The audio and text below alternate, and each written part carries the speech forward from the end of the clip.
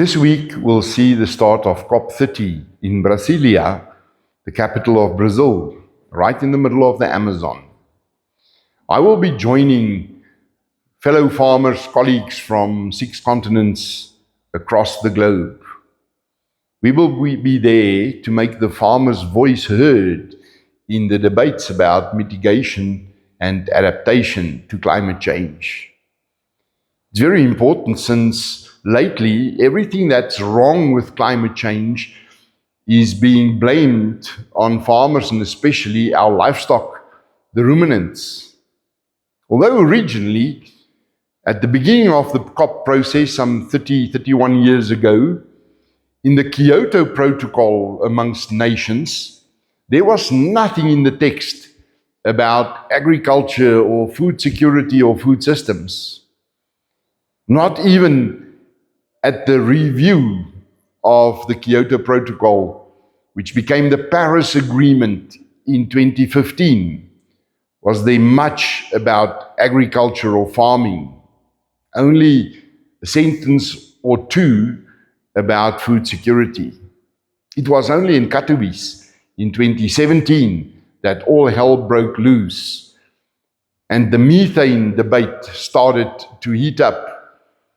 And now farmers are being blamed for the damaging greenhouse gas emissions, which is causing climate change. Now, of course, we demand more transparency in the science behind it.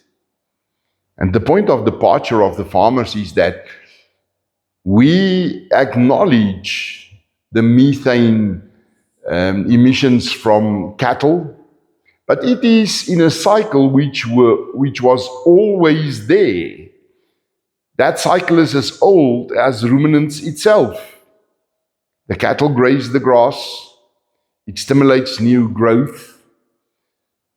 Although it causes the methane emissions from the mouths of cattle, that methane gas doesn't have a long lifespan, 10 to 12 years in the atmosphere, before it breaks up into carbon and water, the water coming back as rain and the carbon being sequestrated by the very grass that has been grazed. And only this week, the Lincoln University in the USA came up with new research showing that more carbon is being sequestrated than what is released from that cattle. It is important that farmers speak for themselves at an event like this, and that there is not merely a discussion about us, but without us. It is also important that we demand that global policies in multilateral institutions such as the UNFCCC and other agencies of the United Nations be science-based. For us, it is not merely a theory. It is our very livelihoods and our existence as smaller and medium-scale family farmers, which is at stake here. We hope also to echo some of the principles which we agreed upon in the G20 Farmers Dialogue a few weeks ago here in Stellenbosch in South Africa, in the debates at COP.